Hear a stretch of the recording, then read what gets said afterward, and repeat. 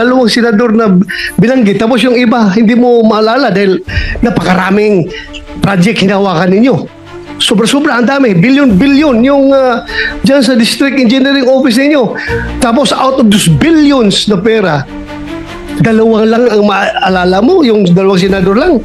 Hindi na nga mga idol napigilan pa ni Senador Bato de la Rosa ang kanyang pagdududa nga mga idol sa mga pahayag ni Bryce Hernandez na kung saan nga mga idol ay dalawang senador lamang ang kanyang pinapangalanan, samantalang ayon nga mga idol kay Senador Bato de la Rosa ay napakaraming senador. Subalit ang labis niyang ipinagtataka nga mga idol ay dalawa lamang ang pinangalanan ni Bryce Hernandez. Ang gusto siguro nga mga idol ni Senador Bato de la Rosa ay pati ang pangalan niya ay madamay din. Subalit ayon nga mga idol kay Bryce Hernandez ay hindi niya pinapangalanan ng ibang senador dahil wala pa siyang sapat na hawak na ebidensya kung kaya't hindi siya basta-basta nagpapangalan.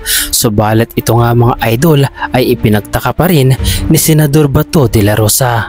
Ang alam ko po mayroon pa pong iba kaso wala po akong sapat na ebidensya pang hawak sa ngayon dahil po Paano mo nalaman na mayroong iba? Through ano po, sa mga text message. Wala po kasi akong hawak na text message nino?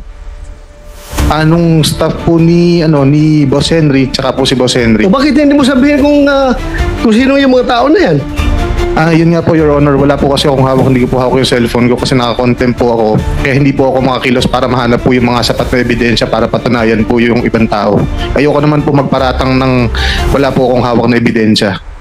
Ang labis na nakapagtataka nga mga idol ay matapos ngang tanongin ni Senador Bato de la Rosa ang nangangalang Sally na kung saan nga mga idol ay sinasabi niya na natatakot daw ito. At ang labis na nakapagtataka nga mga idol ay tinanong pa ni Senador Bato de la Rosa kung sino ang kinakatakutan na para bang gustong sabihin nga mga idol ni Senador Bato de la Rosa na ituro si Bryce Hernandez na siyang kinakatakutan ng nangangalang Sally.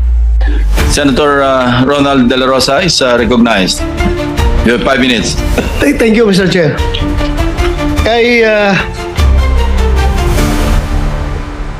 Sally Santos.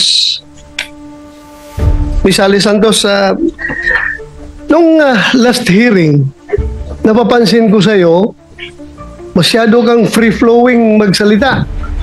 Sinasabi mo lahat, normal na normal, natural na natural.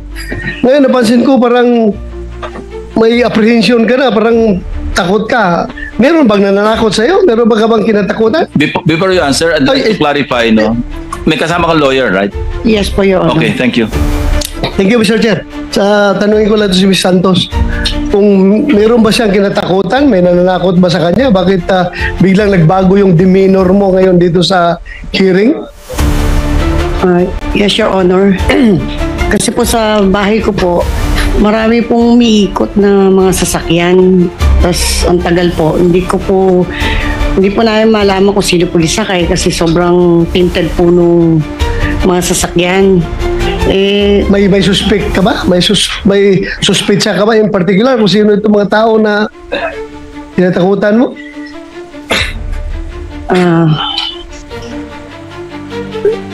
Para alam ng committee na ito, kung may mangyari sa'yo, alam namin kung sinong posibleng magiging person of interest kung may mangyari sa'yo. Ang po pwede lang naman pong gumawa sa akin dito. Sila Engineer Bryce. Sila Engineer Bryce saka sila Engineer JP. Engineer Bryce, Mr. Chair, pwede matanong si Engineer Bryce kung meron ba siyang balak na masama para dito kay Santos? Wala po, hindi ko po iniisip yun. So, balikan kita.